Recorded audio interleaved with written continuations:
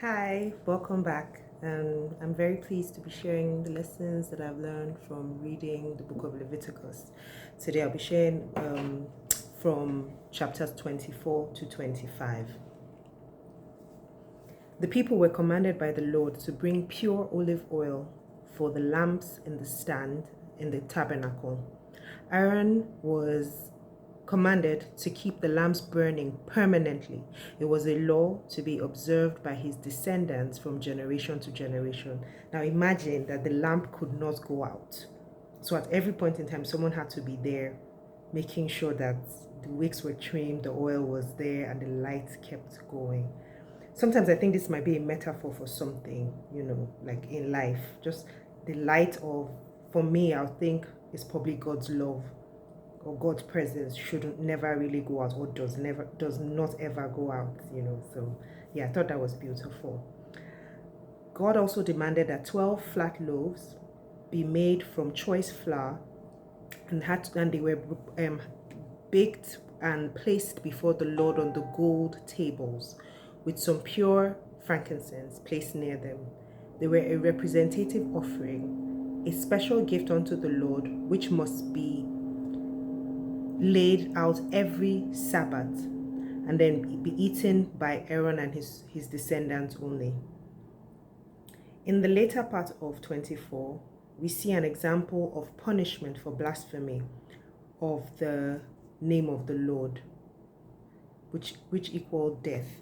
So in this part, there was a man who was like half foreign, half Egyptian, half Israelite, and he was arguing with someone and he cursed the name of the Lord, and God's judgment for him was that he was to be taken out of the camp and stoned to death.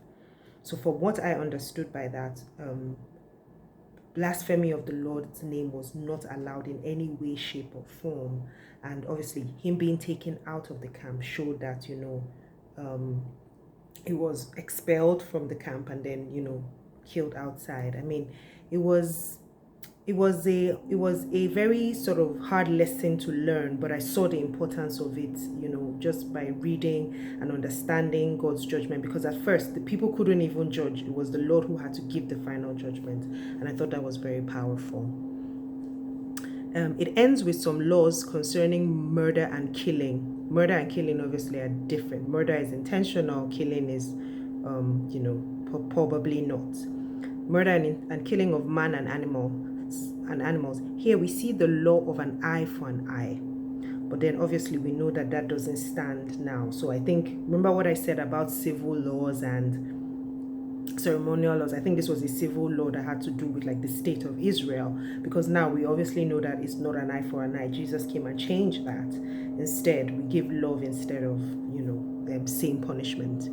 In 25, we're taking back to the instructions that Moses received from the Lord at Mount Sinai regarding the Sabbath year, where a Sabbath rest is required for the people when they enter into the promised land. They could not plant or prune for 6 years. They could, plant and prune for 6 years, but on the 7th year, the land needed to rest. And that was the Sabbath year of complete rest for the land. They could eat whatever the land produces on its own, but they couldn't gather or store them. He also gave instructions regarding the year of Jubilee. That is the 7th Sabbath year. So that's 49 years, after 49 years, and the redemption of property, the poor and the enslaved. Now, I thought this was very significant. And have you noticed how there's something special about the number 7? So from what I understand, 7 it signifies perfection. 7 is the number of the Lord. So if you notice, the Sabbath 7, the Jubilee 7, 7. So keep looking out for the number 7 in everything that the Lord does. And here were the lessons or the key lesson that I learned about God from this. God is a generous and caring God. As we see him give regulations on laws to be kind to others, to not take advantage of the downtrodden, and he also makes provision for the poor. Did you notice the law that eventually brought Ruth and Boaz together?